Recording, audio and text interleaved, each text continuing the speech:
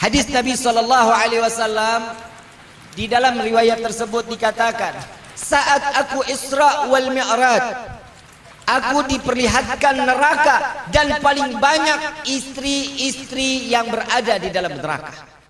Nah lo, istri siapa tuh? Insya Allah bukan istri kita, insya Allah. Amin ya Rabbal. Mudah-mudahan ya ibu-ibu di sini, ibu-ibu yang salehah semua.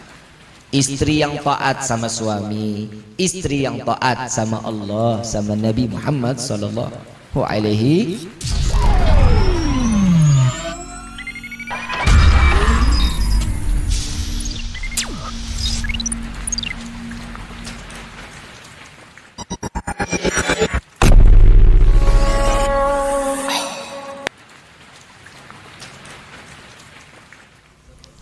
Bib, saya pengen ngizinin suami saya nikah lagi, tapi sakitnya Bib, ya Allah Bib, saya nggak bisa dimadu Bib.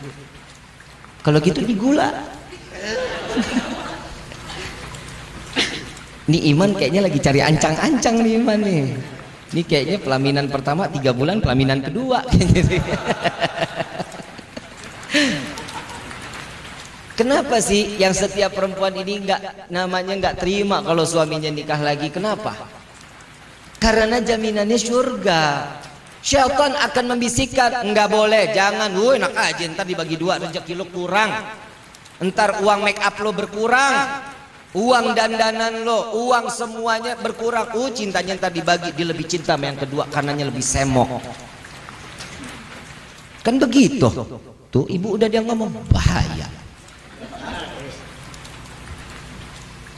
Tapi apa diteruskan oleh Allah Subhanahu wa taala di dalam firman-Nya? Jika satu mencukupi, kata Allah, di dalam syariat, di dalam ketentuan hak kepada laki-laki, nggak boleh, cukup satu.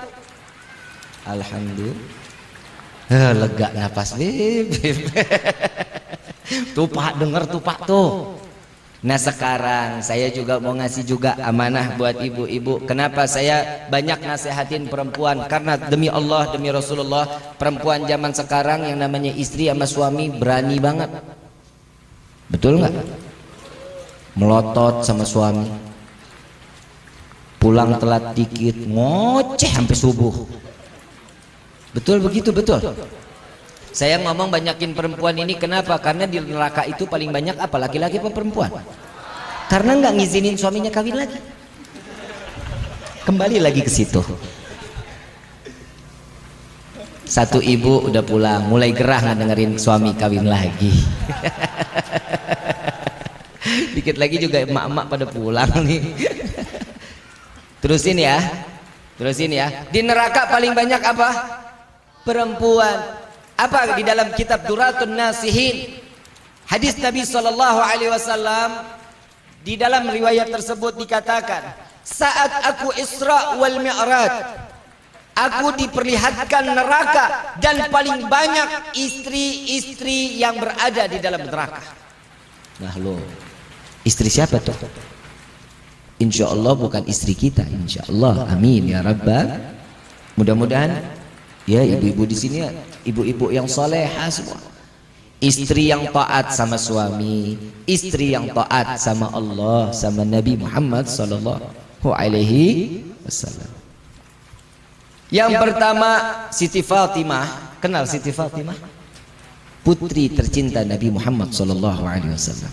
Bertanya, "Ya Rasulullah, wahai ayahku, apa yang membuat perempuan-perempuan atau istri daripada suami mereka itu ada di dalam neraka?" Yang pertama, ada yang diikat daripada bun-bunannya, diikat, ditarik oleh malaikat sampai otaknya berceceran. Dan yang kedua, ada yang terikat daripada payudaranya. Ada pula yang memakan daripada jasadnya sendiri. Ada yang membongkar isi perutnya, makan usus-ususnya.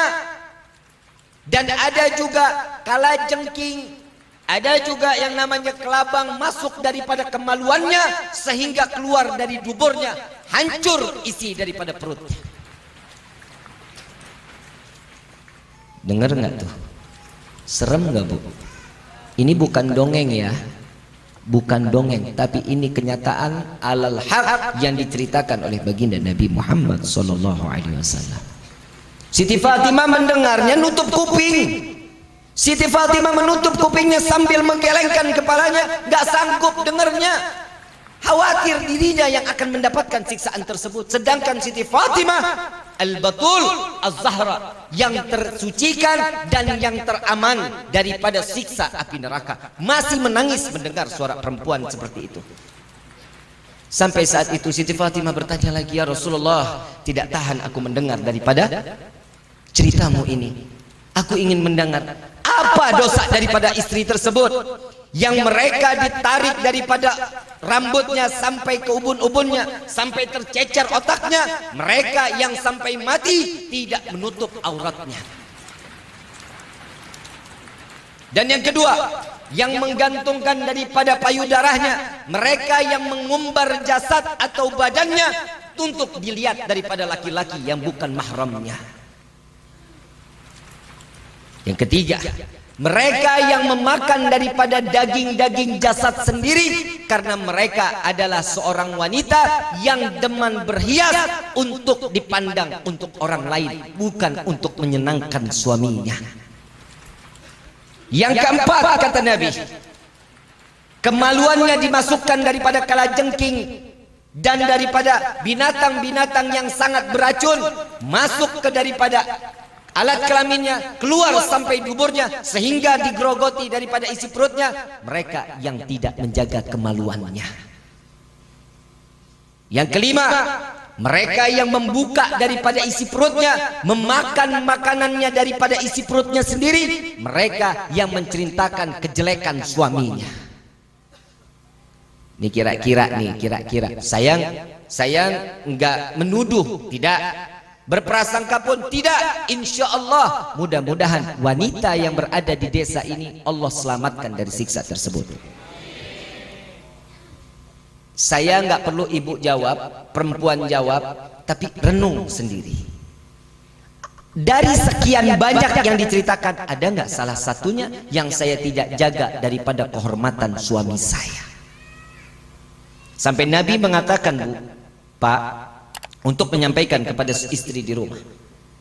Tahu nggak sih di dalam khutbah nikah, ya ayyuhalladzina amanu ittaqullah, di khutbah nikah ada dikatakan di dalam khutbah tersebut Nabi mengucapkan, wahai orang yang beriman, bertakwalah kalian kepada Allah. Karena pernikahan ini untuk menjaga keimanan dan makin taat ibadah kepada Allah. Hukum nikah itu banyak. Bisa jadi sunnah, bisa jadi wajib, bisa jadi haram. Kapan ini terjadi? Sunnah jika, simak baik-baik, jika pernikahan tersebut ingin menambahkan nilai ibadah mereka kepada Allah, maka sunnah hukumnya. Pernikahan hukumnya sunnah. Wajib, kapan itu menjadi wajib? Mereka punya hawa nafsu yang tinggi, berkeinginan untuk syahwatnya nggak bisa dibendung, memiliki keuangan yang cukup, maka wajib untuk menikah. Keuangan yang cukup maksudnya bisa menafkahi, memberikan nafkah lahir dan batin. Kapan itu menjadi haram? Nih yang bahaya, ini yang benar-benar bahaya. Kita nggak sadar ini. Pernikahan kita bisa menjadi haram jika sebelum menikah mereka orang yang pandai beribadah, setelah menikah dia orang yang lalai kepada Allah. Haram pernikahan tersebut. Mudah-mudahan Allah jaga pernikahan kita. Nah, maka itu minta kepada Allah, ya Allah, panjangkan jodoh kami. Panjangkan jodoh kami sampai ke dalam surga, jangan cuma sampai di dunia. Suami fitnah, istri fitnah, anak fitnah, mertua, gue bilangin loh, mertua fitnah, tetangga fitnah, saudara fitnah, ipar fitnah. Orang yang berani menikah membuka lembaran fitnahan baru. Ini contohnya ini. Ini dia, berani membuka lembaran fitnahan baru. Bukan berarti orang nikah ujiannya stop, nggak ada, dibuka, makin dilebarin. Makanya doanya jangan salah. Kadang kita dikasih doanya, kadang suka bilang, ya Allah tambahkan hamba kesabaran, ya Allah tambahkan hamba kesabaran, sampai nangis. Kenapa? Ujian terus, Bib, nggak selesai, ujian lagi, terus minta sabar. Iya, pantesan, karena diminta sabar, ujiannya lagi. Sabar lagi, uji lagi, terus sampai di mana batas kesabaran? Mintanya jangan minta sabar. Mintanya apa? Ya Allah, selesaikan permasalahanku selama di dunia sampai di akhirat. Itu doanya. Ini doanya, ya Allah minta sabar. Besok diuji lagi, nggak kelar-kelar ya Allah. Ya doanya salah. Ya minimalnya doanya Rabbana atina fid dunya wa fil akhirati. Kan minta kebaikan, minta diselamatin, itu doa yang mustajab.